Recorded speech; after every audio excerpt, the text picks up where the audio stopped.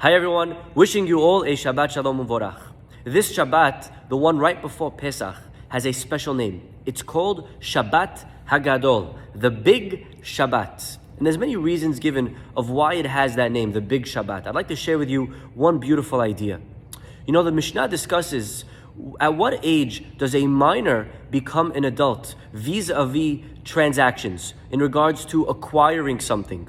We know for halakha, for mitzvot, it's bar or bat mitzvah, 13 or 12 years old for a boy or for a girl. But when it comes to other things, the Mishnah says, lo katan katan mamash. It doesn't go after age. Rather, kol shesomech al shulchan aviv. So long that this kid is relying on his father's table for food, he is a minor.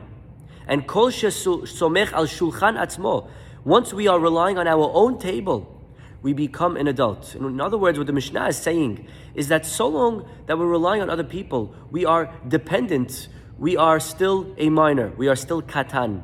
But once we rely on our own parnasah, once we rely on our own table, we are independent. We now attain the status of a gadol.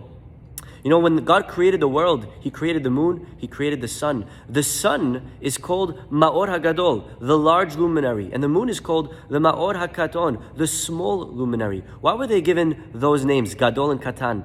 But I think now we understand why.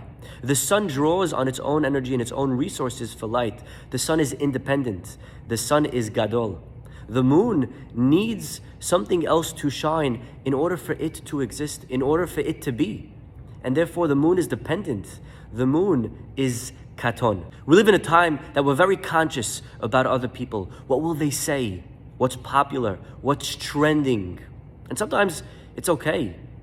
But sometimes what's popular, what's trending are against our values. And a katan is somebody who is constantly looking for public recognition, for the approval of the people around him. If my experiences only mean as much as the amount of thumbs up that I get, or the amount of likes that I get, then I am like the moon, still dependent on other people. I am a katan. A gadol validates their own experience. A gadol does what's right, even if it's not popular. I have values, and I do them regardless of the trend. You know, it's beautiful. When the Jewish people were in Mitzrayim, on the Shabbat, right before we left, we brought in a sheep into our homes and we tied them to the bedpost. And this was very unpopular at the time. Matter of fact, in Egypt, the sheep was a god. They worshipped the sheep. But the Jewish people didn't care.